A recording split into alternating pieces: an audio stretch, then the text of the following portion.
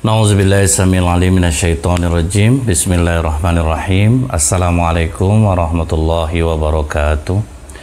Innal hamdalillah nahmaduhu wa nasta'inu wa nastaghfiruh wa na'udzubillahi min syururi anfusina wa min sayyiati a'malina. May yahdihillahu fala mudhillalah wa may yudlil fala hadiyalah. Asyhadu an la ilaha illallah wahdahu la syarikalah wa asyhadu anna Muhammadan abduhu wa rasuluh. Allahumma salli wa sallim wa barik ala hadzal nabiyil karim wa ala alihi wa sahbihi ajmain. Kaum muslimin muslimat di mana saja berada yang semoga senantiasa dirahmati oleh Allah. Bersyukur kita kepada Allah dengan mengucapkan alhamdulillahirabbil alamin. Bersolawat kita kepada Rasulullah sallallahu alaihi wasallam dengan ucapan Allahumma salli ala Muhammad wa ala alihi wa sahbihi wasallim. Dulu ada sahabat Rasulullah sallallahu alaihi wasallam namanya Alqamah. Alqamah ini dikatakan oleh para sahabat sholatnya jamaah, rajin bersedekah, sering mengikut kepada Rasulullah sallallahu alaihi wasallam. Cuman anehnya itu waktu dia akan meninggal, lidahnya ini keluh, tidak mampu mengucapkan kalimat la ilaha illallah.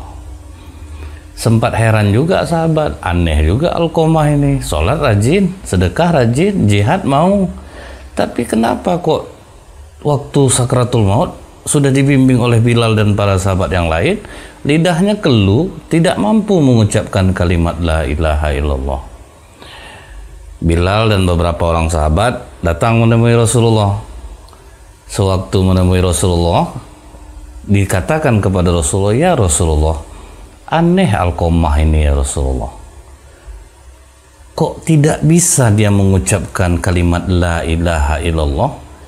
Padahal kita semua tahu bagaimana amalan Alqamah ini. Dia tidak mampu mengucapkan kalimat la ilaha illallah. Rasulullah menjawabnya dengan pertanyaan.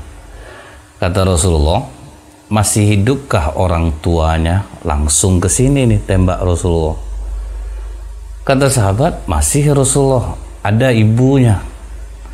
Kalian datangi ibu Alqamah, tanya kepada ibunya, ada nggak salah Alqamah yang belum dia maafkan? Pengaruh ternyata. Keridhaan ibu berpengaruh. Setaat apapun anak ibadah, mau sakratul maut, tidak mampu lidahnya mengucapkan kalimat la ilaha illallah. Tapi banyak kok anak durhaka mampu dia mengucapkan kalimat la ilaha illallah waktu meninggalnya. Ini untuk pembelajaran, karena Alqamah adalah orang baik sebenarnya. Apa hubungannya? Adakah dosa Alqamah kepada orang tuanya? Bilal datang, beberapa dengan orang sahabat datang ke rumah ibunda Alqamah. Bilal bertanya, wahai ibu, Alqamah dalam keadaan sakratul maut. Kami kemari diutus oleh Rasulullah untuk bertanya kepada ibu, ada tidak salah Alqamah ini kepada ibu yang belum ibu maafkan? Kata ibunya, kalian kan tahu Alqamah itu anak baik, dia taat ibadah, dia tidak ada dosa sama aku. Ini yang kita takutkan dari orang tua. Orang tua kalau pas kita meminta maaf kepadanya, selalu yang terlontar di mulut orang tua kita apa? Kalian tidak ada salah, kalian baik. Sementara kita tidak tahu ada mungkin yang tersimpan di hatinya yang tidak bisa dia maafkan. Nah, ibu Alqamah ngomongnya gitu, tidak ada Alqamah itu anak baik. Menurut Bilal dan para sahabat lain berarti tidak ada masalah dengan Alqamah. Berangkat Alqamah, Bilal bin Rabah dan beberapa orang sahabat tadi menemui Alqamah. Alqamah, ucapkanlah la ilaha illallah. Apa kata Alqamah? Tidak mampu mengucapkan kalimat itu. Bilal datang lagi menemui Rasulullah sallallahu alaihi wasallam. Kali ini kata Rasulullah, ya sudah, ayo sama aku pergi ke rumah ibu Alqamah. Ketemu sama ibu Alqamah. Setelah Rasulullah mengucapkan salam, Rasulullah bertanya, ibu, coba ibu ingat, ada tidak kesalahan Alqamah ini yang tidak bisa ibu maafkan? Ibunya masih tetap berkata seperti awal, tidak ada ya Rasulullah. Alqamah itu anak baik, dia taat ibadah, dia tidak punya salah kepada aku. Akhirnya Rasulullah mencoba strategi. Bilal, kau pergi kumpulkan kayu bakar. Untuk apa kayu bakar ya Rasulullah, kata Ibu Alqamah. Kami akan membakar Alqamah ini, Ibu. Kasihan, ruhnya tidak bisa keluar dari tubuhnya. Mendengar anaknya mau dibakar, perasaan seorang ibu, langsung dia jujur kepada Rasulullah. Ya Rasulullah, jangan bakar Alqamah. Aku akan jujur. Memang ada kesalahan Alqamah ini kepada aku ya Rasulullah, yang masih tersimpan di hati aku ini, susah aku untuk melupakannya. Kesalahan apa itu, Ibu? Semenjak dia menikah, dia lebih memuliakan istrinya daripada aku. Ini ingat para suami termasuk saya. Jangan karena kita sangat perhatian kepada istri dan kita tidak memuliakan ibu kita. Ini banyak betul terjadi nih. Istri kasih baju bagus, dikasih tas bagus-bagus. Kalau ada nenek-nenek pakai tas bagus, rata-rata pasti kalau kita tanya, "Nek, bagus tas nenek-nenek. Di mana nenek beli?" Sisa menantu saya, Ustadz. Itu pun udah rusak resletingnya, tapi enggak apa-apalah, saya enggak kemana-mana juga. Nggak ada ibunya dapat Louis Vuitton yang bagus. Pasti bekas, baru dikasih. Kadang itu yang sering kita lupakan. Ini terutama kepada para suami. Jangan sampai kita tidak memuliakan ibu kita karena kita sibuk memuliakan istri kita. Memang betul, sebaik-baik sedekah suami itu kepada istrinya. Tapi ingat juga bahwa istri berbakti kepada suami, berbakti kepada mertuanya. Jadi ibunya ini, ibu dari suami itu perlu dimuliakan. Tapi mertua kami itu beda, Ustadz, mengganggu aja kerjanya. Ya berdoalah kepada Allah, janganlah sampai dapat mertua macam itu. Tapi ingat nih, jangan sampai istri menjadi orang yang membuat suami tidak memuliakan ibunya. Hancur hidup. Kaya betul hidup kita, tetap banyak masalah jadinya. Yakinlah, lihatlah sekitar kita. Orang yang tidak memuliakan ibunya, kaya pun hidupnya, batinnya pasti menderita. Kacau.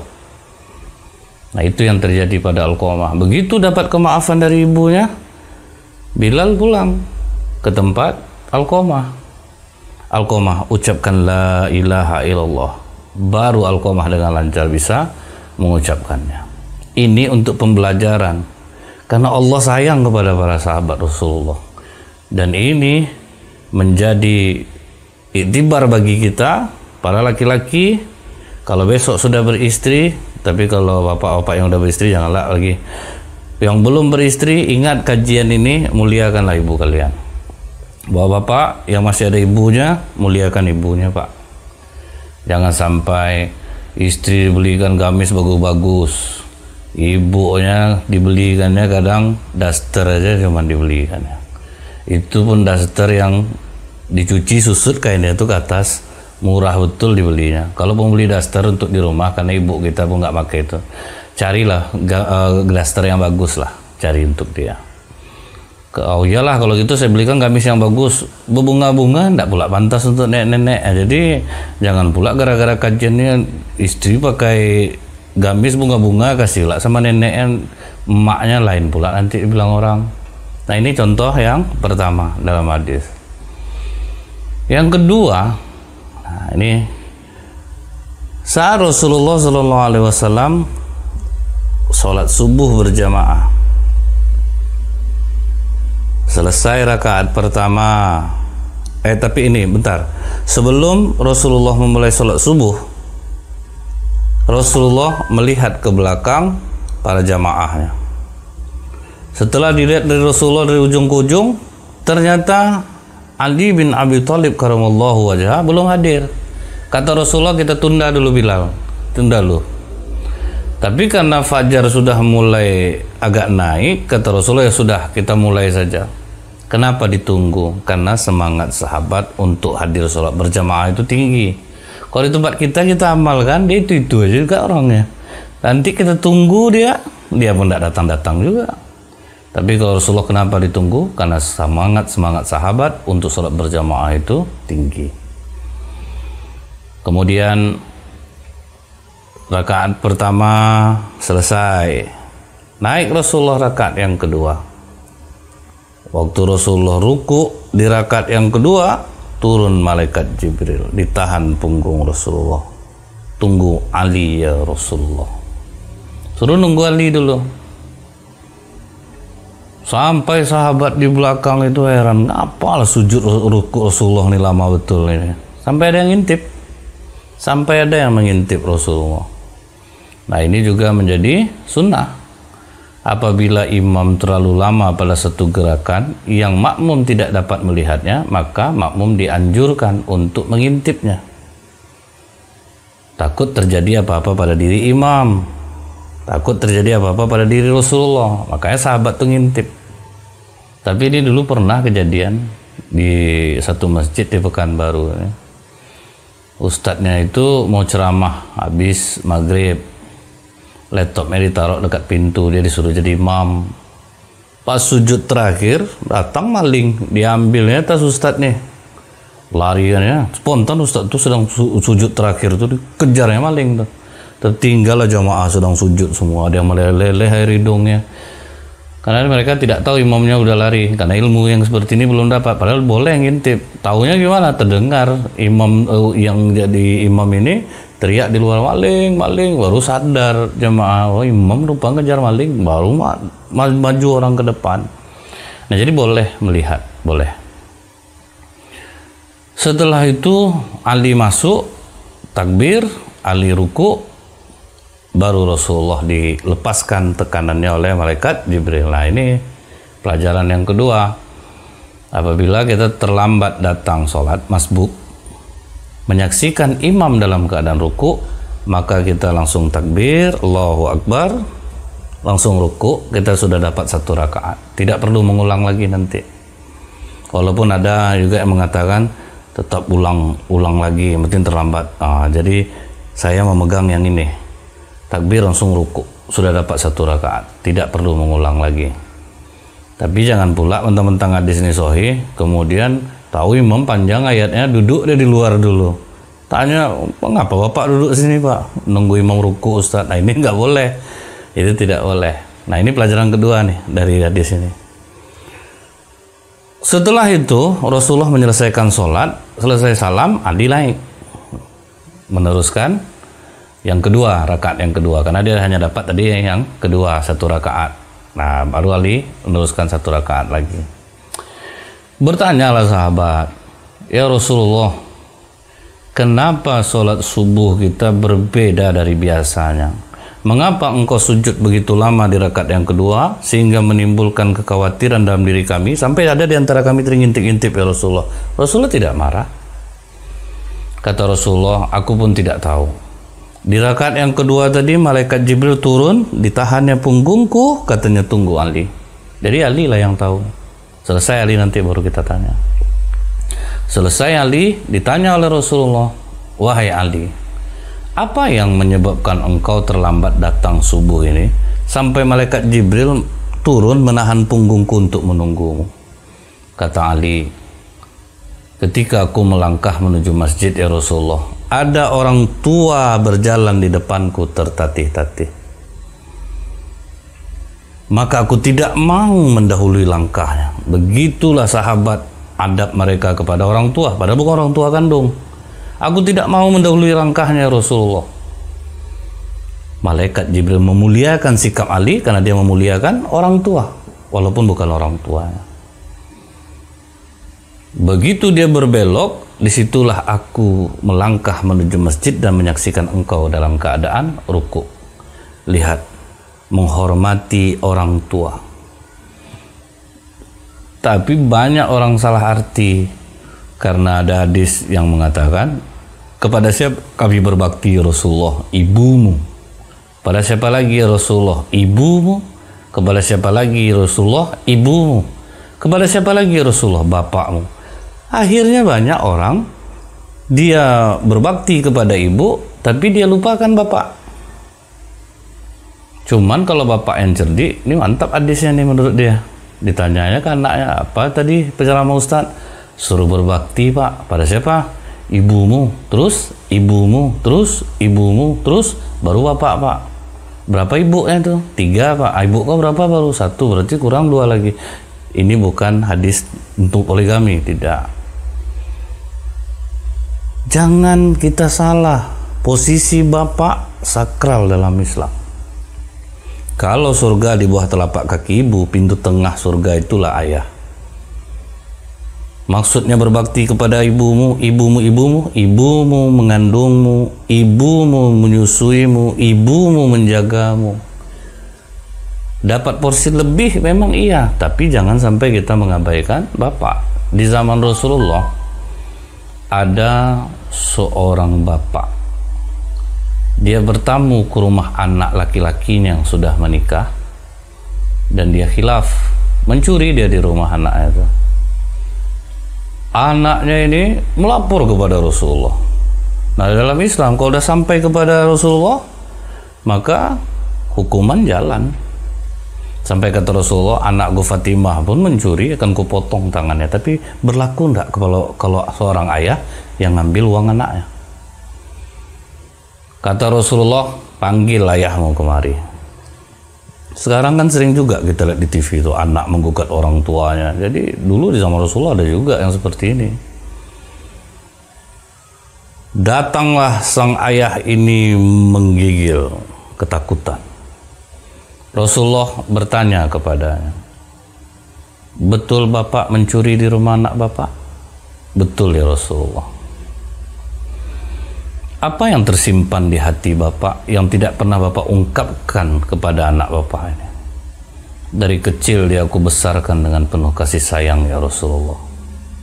Aku rela bekerja menjadi apa saja, asalkan anakku ini bisa hidup senang. Tapi setelah dia menikah dan berhasil ya Rasulullah, dia tidak pernah menafkahi aku. Aku mau minta malu ya Rasulullah, sehingga aku khilaf mencuri di tempatnya. Potonglah tanganku ya Rasulullah. Apa kata Rasulullah? Tidak Pak. Tidak ada ayah yang mencuri di rumah anaknya. Karena anak lelakinya dan harta yang dia miliki adalah milik ayahnya. Dahsyat enggak ayah? Nih bapak-bapak yang masih hidup, ayahnya sempat datang ayah bapak ke rumah bapak. Apapun isi dompet bapak itu milik ayah. Sempat dikatakan bapak, orang tua bapak, aku senang nengok mobil kau tuh, taruh di rumah aku, pindah Pak. Jadi hati-hati ini dengan ayah. Saya pernah melihat ada atuk-atuk dia membakar dompetnya. Saya tanya, kenapa dibakar dompetnya tuh? Anak saya cuma ngasih ke istri saya aja Ustaz, saya tidak pernah dikasihnya. Sedih tidak hati bapak yang seperti ini? Jadi tidak ada guna dompet untuk saya. Datang anak mengatakan, dikasih ibu kan sama juga tuh Ustaz. Mana pula sama? Dikasih ke ibu tidak akan dapat bapak. Bapak minta lontong, betul-betul lontong yang dikasih ibu. Tidak akan ada resoles, bakwan, tauisi, itu tidak akan ada. Jadi kalau ngasih ibu, kasih juga bapak. Nah mudah-mudahan ini bisa difahami nih. Nah, kita seberbakti apapun sekarang ini, kita tidak akan pernah bisa mengalahkan baktinya para sahabat kepada orang tuanya. Pernah ada seorang pemuda dari Yaman. Dia tidak pernah bertemu Rasulullah, tapi dia sangat rindu bertemu dengan Rasulullah. Namanya Uwais Al-Qarni. Sampai akhirnya ibunya mengizinkan dia. Baiklah Uwais, kau pergilah bertemu Rasulullah, tapi jangan lama-lama. Dia sayang betul sama ibunya ini. Pokoknya begitu kau udah sampai di sana, kau cepat pulang. Senang betul hati Uwais. Jalan kaki dia dari Yaman menuju Madinah. Begitu sampai di Madinah, rupanya Rasulullah pergi perang Tabuk. Dia hanya ditemui oleh Ummul Mukminin Aisyah. Setelah disampaikan, Uwais tidak mungkin untuk menunggu karena dia ingat pesan ibunya, begitu kau sampai sana ketemu langsung pulang. Ini gak akan mungkin saya nunggu. Dia sayang betul sama ibunya sehingga dia kembali balik ke Yaman dan tidak pernah bertemu dengan Rasulullah. Ternyata Rasulullah diberitahu oleh malaikat Jibril tentang kedatangan Uwais Al-Qarni. Rasulullah pulang langsung tanya kepada Ummul Mukminin Aisyah setelah sampai di rumah nih, siapa yang datang kemari Aisyah? Seseorang dari Yaman, namanya Uwais Al-Qarni. Dia itu dicintai oleh penduduk langit Aisyah karena baktinya kepada ibunya. Ini tentang Uwais. Walaupun Rasulullah tidak pernah bertemu, Rasulullah tahu ciri-cirinya, diberitahukan oleh malaikat Jibril. Jadi pernah Rasulullah memanggil Umar bin Khattab dan Ali bin Abi Thalib radhiyallahu anhum, wahai Umar, wahai Ali, akan hidup sepeninggalku nanti seorang pemuda dari Yaman. Kalian akan bertemu dengannya. Jadi Rasulullah tidak bertemu dengan Uwais ini.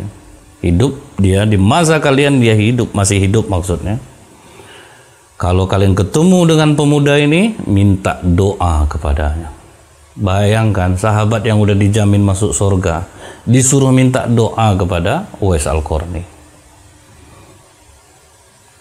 Bagaimana ciri-cirinya Rasulullah? Dia ada bekas penyakit kusta sebesar koin di perutnya. Ada juga yang mengatakan di punggungnya, ada yang mengatakan di tapak tangannya. Saya mengambil yang di perutnya. Apakah sahabat merasa kita yang dekat sama Rasulullah, masalah kita minta doa sama orang? Berendah hati. Sekalipun mereka dekat dengan Rasulullah, ternyata Rasulullah menyuruh mereka meminta doa kepada pemuda yang tidak dikenal orang. Uwais Al-Qarni bukan terkenal, dia di Yaman. Tubuh penuh penyakit kusta. Rajin ibadah, ada uang sedekah, ada uang ditabung-tabung juga dia walaupun dia miskin, pandai dia nyimpan. Dan dia memiliki seorang ibu yang sudah buta matanya, lumpuh badannya. Kemana pergi dia gendong ibunya. Pipis ibunya dia yang bersihin. Buang air besar ibunya, dia yang cebokkan. Dia yang beresin tanpa ada rasa geli. Dia semua yang ngurus ibunya, kemana-mana digendong. Sayang Uwais kepada ibunya sama dengan sayang seorang ibu kepada anaknya. Sayang ibu kepada anaknya apa? Kalau anak sakit, orang tua rata-rata berdoa, ya Allah, andaikan bisalah penyakit anak aku ini dipindahkan kepadaku, pindahkan kepadaku ya Allah, asal anakku sembuh. Makanya apa kata para ulama? Sepasang orang tua sanggup merawat dan membesarkan 10 orang anak. Tapi 10 orang anak belum tentu sanggup merawat sepasang orang tua. Itulah kasih sayang orang tua kepada kita sampai kapanpun. Jadi suatu malam ibunya berkata kepada Uwais, Uwais, ya ibu, aku ini sudah tua nak, mata buta, aku lumpuh, aku ingin betul naik haji. Bisa kau nak membawa ibu naik haji? Kata Uwais, insya Allah bisa ibu, aku akan bawa ibu naik haji. Menangis Uwais setelah ibunya tidur. Bagaimana cara aku untuk bisa membeli onta? Onta mahal. Sementara hewan tunggangan yang mampu melewati padang pasir cuma onta. Tapi Uwais tekad dia dalam hati, dia ingin membawa ibunya naik haji. Pas pagi habis sholat subuh dia bangun, dia buka tabungannya. Ternyata tabungannya hanya mampu untuk membeli anak sapi yang baru lahir. Dibelinya lah anak sapi yang baru lahir. Diketawakan dia oleh tetangganya. Kau ini udah gila nih Uwais. Ibu kau tuh mau berangkat haji, sedangkan sapi besar aja tidak sanggup berjalan menunaikan ibadah haji. Ini anak sapi pula yang kau beli. Uwais ketika dibuli, ketika dihina, direndahkan, Uwais diam. Ini yang harus kita amalkan. Kita ini pantang dihina orang. Dihina orang langsung naik emosi. Dihina orang balik menghina balik, jangan. Wais dihina, dibully, diam aja dia. Yang lebih parah lagi apa kelakuan Wais Al-Qarni? Dicarinya bukit yang paling tinggi di Yaman, di situ dia bikin kandangnya. Tambah lagi bulian tetangganya. Wais, apa salah di bawahnya aja? Tak payah kau pergi ngasih dia makan lagi. Wais juga diam. Subuh dia naik ke atas bukit itu, dia gendong sapi kecilnya, dibawa turun ke bawah, dilepaskan cari makan. Habis sholat asar dia gendong lagi sapi kecilnya itu, dibawanya lagi naik ke atas. Besok subuh gitu lagi gendong lagi turun ke bawah, sore gendong lagi naik ke atas, dan ini berlangsung berbulan-bulan. Sampai tidak sadar sapi itu sudah besar, digendong Wais turun naik bukit. Sampai kekar badan Wais itu. Tujuannya apa? Dia ingin menggendong ibunya naik haji jalan kaki. Apa katanya kepada ibunya? Ibu, sudah siapkah ibu berangkat haji bersamaku? Pakai apa Wais? Seperti biasa ibu. Wais gendong ibu. Jauh tuh nak. Ibu tidak merasa perubahan badan Wais. Coba ibu raba. Pegang ibu, Wais, mak keras badan kau nih Wais. Apa kau nih? Aku tidak sanggup membeli onta ibu. Aku beli sapi itu dari kecil, aku gendong ibu. Turun naik bukit aku latihan selama berbulan-bulan. Karena aku ingin menggendong ibu naik haji jalan kaki. Menangis ibunya. Baiklah nak, aku mau nak. Sudah terlatih gendong sapi berbulan-bulan. Di belakang makanan seadanya, ibunya di depan. Dia mulai jalan kaki dari Yaman menuju Mekah. Berapa Yaman Mekah? 400 km. Jalan kaki menggendong ibu. Nggak akan terbalas jasa ibu itu sama kita. Tolonglah sadari. Kalau kita berbakti kepada orang tua, miskin pun kita hati lapang. Kalau kaya kita berkah kekayaannya. Coba lihat pengusaha-pengusaha. Rata-rata mereka itu kaya karena mereka berbakti kepada orang tuanya. Dimewahkan ya orang tuanya. Tapi ada juga orang tidak berbakti sama orang tua, tapi kaya dia, dijamin tidak berkah hidupnya. Tidak akan berkah. Wais Al-Qarni berbakti, miskin kan hidupnya, tetapi malaikat sangat mencintainya, makhluk langit mencintainya. Dia tidak terkenal di bumi, tetangga menganggapnya orang-orang bodoh aja, seperti orang biasa. Kurang dipandang Wais itu, dianggap sepele. Mulailah Wais menggendong ibunya jalan kaki. Melenting batu kalau siang hari, subuh aja ada 40 derajat. Siang 56. Melenting batu bisa bolong. Itulah dia menggendong ibunya naik haji jalan kaki. Selesai rukun wajib haji dia lakukan, dia berdoa kepada Allah. Ya Allah, ampunilah dosa orang tuaku. Masukkanlah orang tuaku ke dalam surga. Kata ibunya Wais, mengapa kau hanya mendoakan ibu?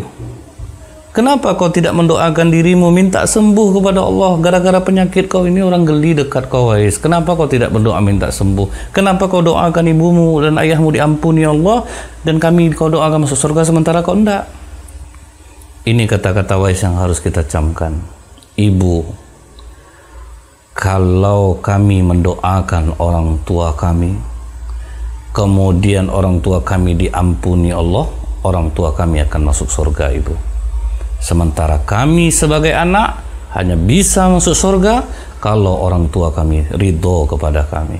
Taat betul kita sholat, terluka hati orang tua, hati-hati. Bisa seperti Alqamah kita nanti. Rugi. Jadi ingat itu, anak hanya bisa masuk surga selain dia beribadah kepada Allah, orang tua mesti ridho kepadanya. Kemudian apa kata Ibu Wais? Wais, kau tahu syarat seorang anak masuk surga? Apa yang menurut ibu? Kau harus menuruti perintah ibu nak. Aku akan turuti ibu. Kata Ibu Wais, Wais, aku perintahkan kau berdoa kepada Allah agar Allah menyembuhkan penyakitmu. Ibu, untuk penyakit ini aku ridho ibu. Penyakit kusta aja ridho dia. Ini kadang kita sakit kepala, satu RW tahu orang semua. dinampakkan betul muka sampai orang, ngapa bapak cerungut-cerungut muka nih pak, sakit betul kepala saya, udah 2 makan obat enggak juga hilang-hilang. Kita ini kadang aneh, ada lagi orang yang bangga dengan sakitnya, tiap orang jumpa cerita sakitnya, enggak boleh pula orang lebih penyakit daripada dia. Orang cerita sakit betul kepala saya kanan nih, kok baru kanan, baru kiri nih, belakang nih, tengah nih, bangga dia dengan sakitnya. Ada juga orang sampai buat status itu kan, aduh sakit betul kepala ini. Sempat di like kawan kita ada 2000 yang nge-like ngasih jempol kanker otak gitu. Berarti orang suka gitu sakit kepala. Jangan mengeluh-ngeluh itu. Jangan kita mengeluh-ngeluh. Nah setelah itu, apa doa Wais? Ibuku memerintahkanku untuk berdoa kepadamu ya Allah, agar kau menyembuhkan penyakitku ini. Kalau kau menyembuhkan penyakitku ini ya Allah, tolong sisakan sebesar koin di perutku untuk kenang-kenangan. Bayangkan penyakit minta kenang-kenangan ya. Allah kabulkan doa anak yang berbakti ini. Itulah dahsyatnya. Doa anak yang berbakti kepada orang tua disembuhkan oleh Allah dan betul-betul sisa sebesar koin. Apa kata para ulama? Anak yang berbakti yang diridhoi orang tuanya, berdiri dia di depan bukit batu, dia katakan, wahai batu jadilah kau emas. Jadi emas batu itu. Maksudnya bukan seperti itu. Artinya jalan hidupnya dimudahkan oleh Allah. Murah rezekinya, lancar urusannya. Jadi siapa yang tidak dapat kerja, susah jodoh sekarang ini, hidup kaya tapi menderita, muliakanlah orang tua. Selagi dia hidup, muliakan dia, mewahkan dia. Kita memewahkan diri kita sanggup. Memewahkan orang tua, selalu kita bilang udah tua apa juga lagi, banyaklah berzikir kepada Allah. Jangan gitu, bikin hatinya senang. Bikin hatinya senang.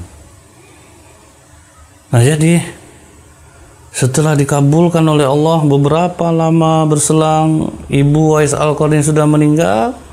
Nah rombongan Yaman masuk ke Mekah.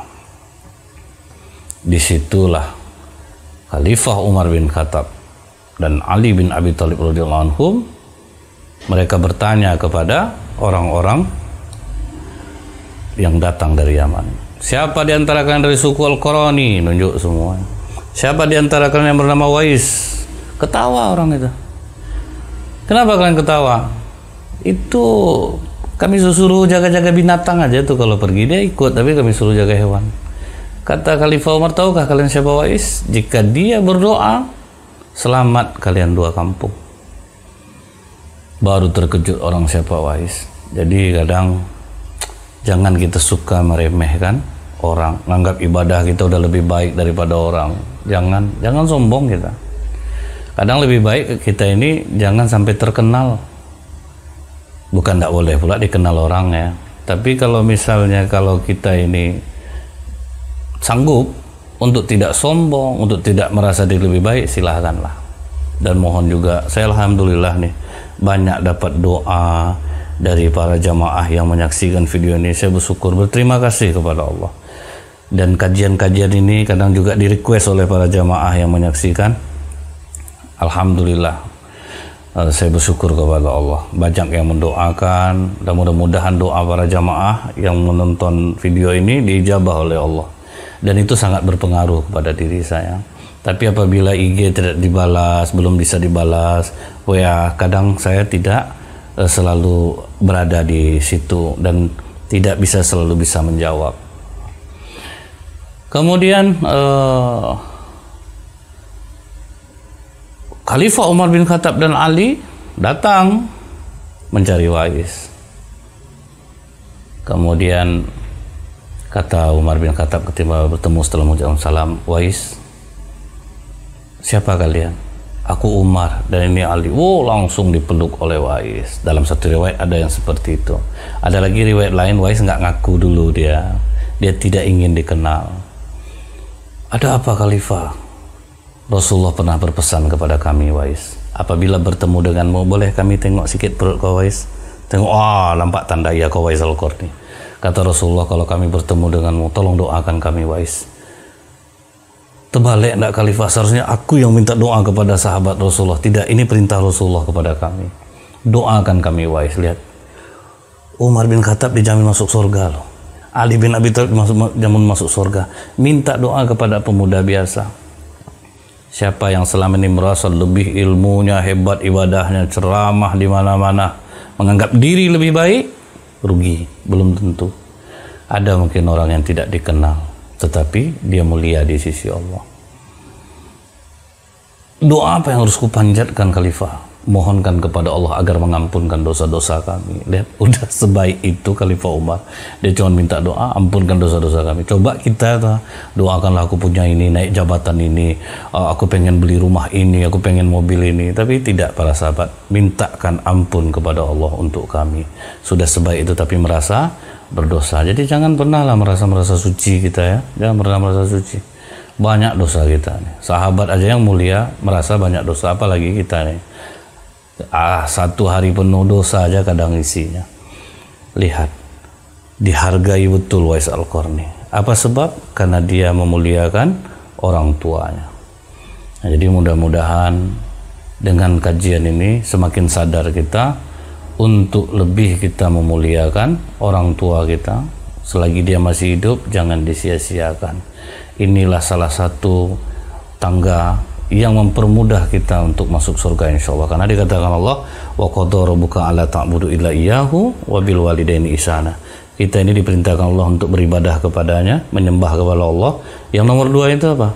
Berbuat baik kepada kedua orang tua. Mudah-mudahan bermanfaat. Subhanakallahumma bihamdika asyhadu alla ilaha illa anta astaghfiruka wa atubu ilaik. Assalamualaikum warahmatullahi wabarakatuh.